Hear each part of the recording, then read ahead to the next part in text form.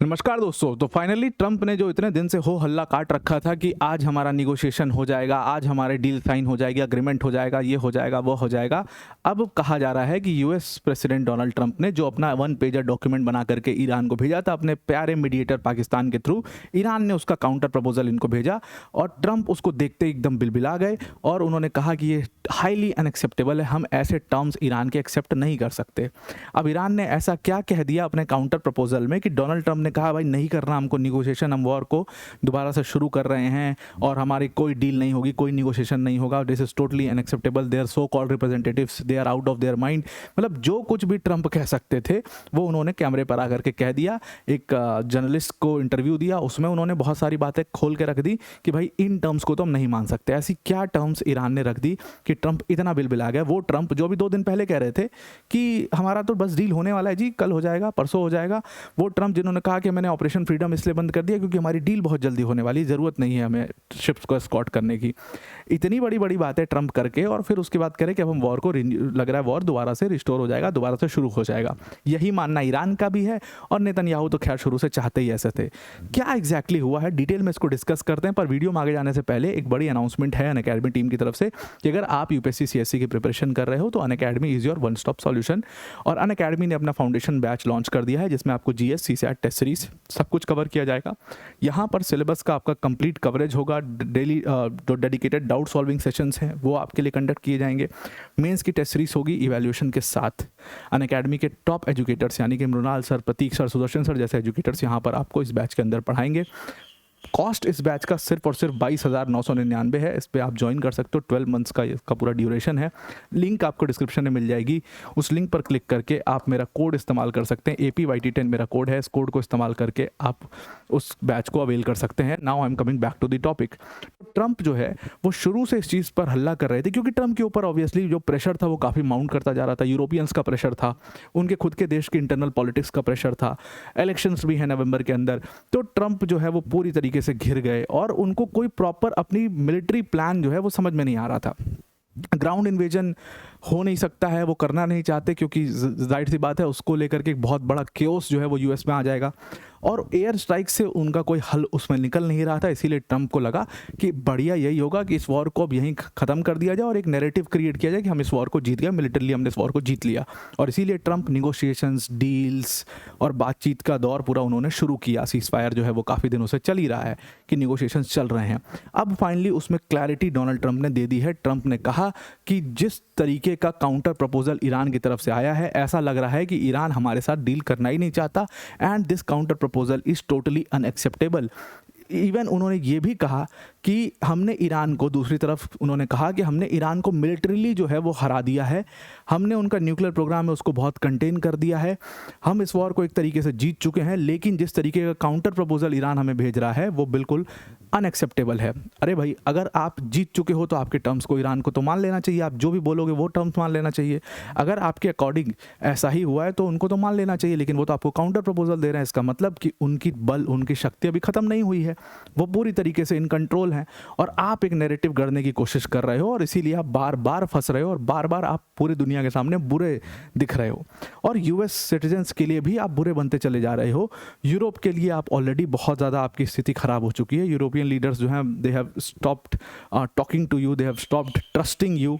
Middle east में same हाल है, उन्होंने भी आप पे ट्रस्ट छोड़ दिया है। तो वो ट्रंप की इन्हीं हरकतों की वजह से है। तो फाइनली जो नेगोशिएशन चल रही थी वहाँ पर भी एक बहुत बड़ा ब्लॉकेड आ चुका है। आखिर में ये ब्लॉकेड है क्या? ट्रंप की अगर आप बिल्कुल कोट अनकोट उनकी लाइन देखें तो उन्होंने कहा कि जो सो कॉल्ड रिप्रेजेंटेटिव्स हैं ईरान के, जो उन्होंने मुझे काउंटर प्रपोजल भेजा, मैं बिल्कुल भी उसको एक्सेप्ट नहीं कर सकता। और उसके बाद वॉल स्ट्रीट जर्नल ने एक रिपोर्ट लिखी।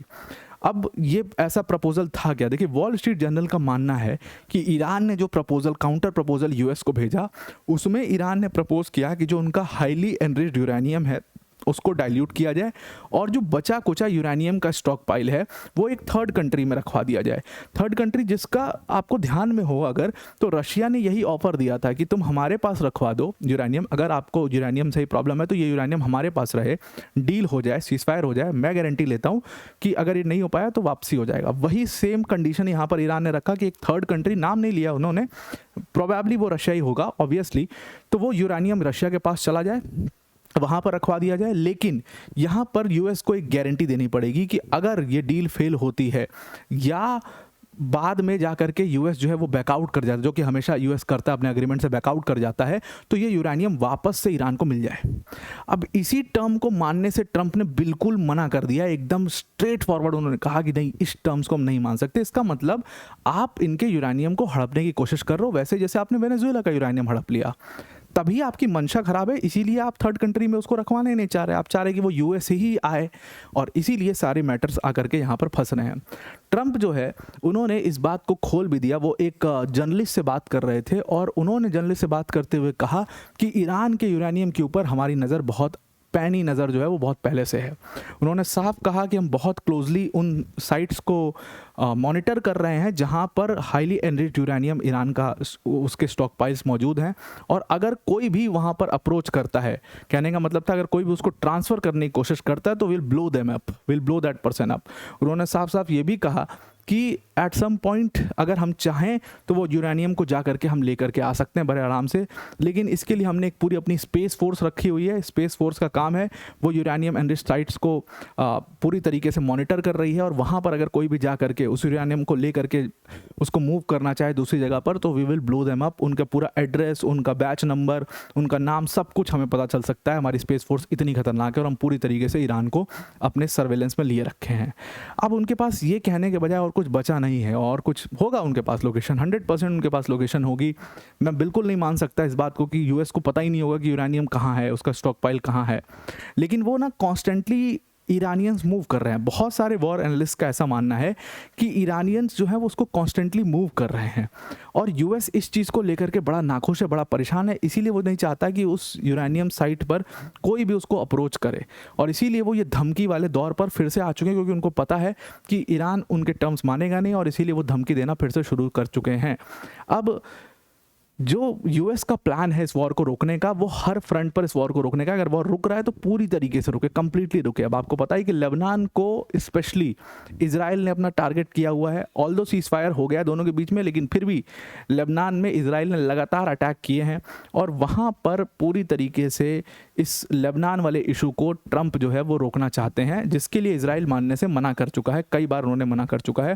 तो ट्रंप की जो सेटलमेंट है वो यहाँ पर रुक रही है। ईरान जो है वो ऑन द फेस काफ़ी डिफाइंट है, जैसे ट्रंप धमकी देते हैं ईरान भी उसका रिटेलिएशन करता है, वो पूरे ऑन द फेस वो काफ़ी डिफाइंट है। बैकडोर डिप्लोमेसी चल रही है, लेकिन वो कितनी सफल हो पाएगी उसके ऊपर सवालिया निशान है, आप देख ही रहे हैं। अगर आप मसूद पेशकियान का स्टेटमेंट देखें तो मसूद पेशकियान ने साफ कह दिया कि we are not going to bow down. अगर तुम चाहते हो निगोशिएशन करना और तुम निगोशिएशन हमें सरेंडर करवा के करना चाह रहे हो तो वो नहीं हो पाएगा, हम सरेंडर नहीं करने वाले बिल्कुल भी। जो तुम्हारे हिसाब से कि सफ़ेद झंडा निकाल करके आ जाओ, जो ट्रंप ने स्टेटमेंट दिया था कि wave the flag and come out, तो वो सब हम नहीं करने वाले। अगर तुम्हें बराबरी में बैठ के निगोशिएशन करना है तो कर लो। अब यहाँ पर ईरान के अंदर एक बड़ा चेंज देखने को मिला। मुश्तबा खमीनी, जो कि अब तक पूरी तरीके से सीन से गायब थे, कहा जा रहा है कि मुश्तबा खमीनी ने एक पब्लिक स्टेटमेंट जारी किया है, एक पब्लिक स्टेटमेंट जारी करके डायरेक्टिव्स दिया है कि भाई हमें कोई नेगोशिएशन अब नहीं करनी, अपने ऑपरेशंस आप कंटिन्यू करिए, अटैक करिए इनको। यानी कि फिर से हार्डलाइनर्स जो हैं वो एकदम फ्रंट फुट पर आ चुके हैं। मुश्तबा खमीनी के कहने के बाद आपको पता ही है कि IRGC जो है वो एकदम पूरा कंप्लीट फ्रंट फुट पर खेलने लगेगा, और इन जैसे मसूद पेशकियान जैसे नेता जो है वो बैकफुट पर चले जाएंगे। जो शांति वार्तालाप करना चाह रहे थे वो बैकफुट पर जाएंगे, क्योंकि कई बार इन्होंने ईरान को ट्रंप ने धोखा दिया, या ट्रंप कुछ और बोल करके कुछ कमिट करके कुछ और कर देते हैं। तो इस वजह से ये लोग बिल्कुल तरीके से निराश हो चुके हैं, और मुश्तबा खमीनी और IRGC अब फ्रंट फुट पर खेलेगा तो वॉर दोबारा से शुरू हो सकता है। दूसरी तरफ अग्रेसिव लीडर हमारे पास बेंजामिन नेतन्याहू हैं। बेंजामिन नेतन्याहू बहुत खुश होंगे, क्योंकि बेंजामिन नेतन्याहू तो साफ आज भी कह रहे हैं, अभी उन्होंने स्टेटमेंट दिया है, एक पूरा 60 मिनट का उनका इंटरव्यू हुआ, उसमें उन्होंने साफ कहा कि हमारे लिए तो वॉर तब खत्म होगा जब हम ईरान से जो एनरिच्ड यूरेनियम है उसको बाहर निकाल के ले आ पाएंगे, एंड उसको जब तक बाहर नहीं निकालेंगे तो हमारे लिए वॉर ख़त्म हो ही नहीं सकता। ये वॉर जब तक उनके पास यूरेनियम रहेगा ये वॉर ख़त्म नहीं हो सकता। उनकी न्यूक्लियर फैसिलिटीज़ को जब तक हम पूरी तरीके से डिसमेंटल ना करें ये वॉर ख़त्म नहीं हो सकता। उन्होंने तो साफ ये कहा, उनसे प्लान पूछा गया कि आप कैसे यूरेनियम को बाहर ले आओगे, उन्होंने साफ कहा कि you go in and you take it out. ये एक लाइन में उन्होंने बोल दिया, लेकिन इसका मतलब बहुत बड़ा है। वो एक्चुअल में ग्राउंड इन्वेजन की बात कर रहे हैं, और इसीलिए ट्रंप जो है वो बीच में पिस के रह गए हैं। बेंजामिन नेतन्याहू कह रहे हैं कि ट्रंप ने तो मुझसे खुद कहा है कि ही वांट्स टू गो इन, वो उनका मिलिट्री कुछ टेक्निकलिटी फंस रही है जिसकी वजह से वो ऐसा नहीं कर पा रहे हैं, but he said it he said to me directly that वो ईरान के अंदर जाना चाहते हैं. That means they are talking about ground invasion in Iran. बहुत सारे वॉर एनालिस्ट का मानना है कि लास्ट ऑप्शन यूएस के पास यही अब बचा है कि वो ग्राउंड इन्वेजन करेंगे, एंड वो यूएस की कॉफिन में आखिरी नेल होगा. वो ग्राउंड इन्वेजन करेंगे and it is highly going to be failed because Iran is a fortress. वहाँ का जो टोपोग्राफी बहुत डिफिकल्ट है, टेरेन बहुत डिफिकल्ट है, and they are going to fail in that. और ये यूएस की कॉफिन का लास्ट नेल होगा. तो उनके पास लास्ट ऑप्शन यही बचता है कि वो ग्राउंड इन्वेजन करें, जिसके लिए बेंजामिन नेतन्याहू उनको बोल भी रहे हैं कि भाई तुम्हारे पास यही ऑप्शन बचा है. ईरान ने ऑन दी अदर एंड क्या किया है, कहा जा रहा है कि उसी निगोशिएशन में ईरान ने जो अपना काउंटर प्रपोजल भेजा उसमें एक और प्रपोजल भेजा है. जो अभी वो टोल वसूल रहे थे शिप से, उसको फॉर्मल स्ट्रक्चर देने के लिए उन्होंने बोला है. उन्होंने कहा है कि भाई अब हम शिप से फॉर्मली टोल वसूलेंगे और उनको ये टोल टैक्स दे करके स्ट्रेट ऑफ हॉर्मुज पार करना पड़ेगा. इसका मतलब ट्रंप ने पूरी तरीके से पूरे यूरोपियंस को बुरी तरीके से फंसा दिया है. और इसमें जो भी उनका पूरा एक स्ट्रक्चर होगा, बहुत सारी कंट्रीज़ जो होंगी उनको वेवर भी देंगे, वो ले आ सकती हैं, उनके साथ ये डील कर लेंगे. लेकिन मैक्सिमम जो यूरोपियन कंट्रीज़ हैं उनको टोल टैक्स देना पड़ेगा. अब ये यूरोपियंस और ज़्यादा ट्रम्प के ऊपर चढ़ जाएंगे कि यार तुमने तो वॉर करके ईरान को ख़त्म करने के लिए बोला था, यार तुमने और मजबूत कर दिया, ऊपर टोल टैक्स और लगवा दिया, वहाँ पे हमें हमारे फटे में तुमने टांग अड़ा दी, अब हम फंस गए, तुम्हारा तो काम चल जाएगा, हमारा क्या होगा. तो ये सब में ट्रंप पूरी तरीके से बीच में पिस चुके हैं. एक तरफ बेंजामिन नेतन्याहू हैं, दूसरी तरफ यूरोपियंस हैं, तीसरी तरफ यूएस की डोमेस्टिक पॉलिटिक्स है. ये सारी चीज़ें ईरान के साथ नहीं है. ईरान में ऑटोक्रेटिक नेशन है, it is an autocratic nation, और वहाँ पर एक आदमी का वो सब चलता है.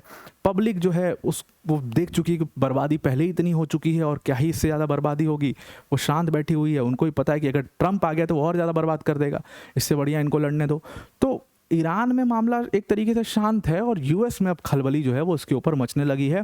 पूरे वेस्टर्न वर्ल्ड में ये खलबली जो है वो फील होने लगी है. आई होप आपको पूरा आर्टिकल समझ में आ गया होगा. आज के लिए इतना ही. Thank you and have a nice day.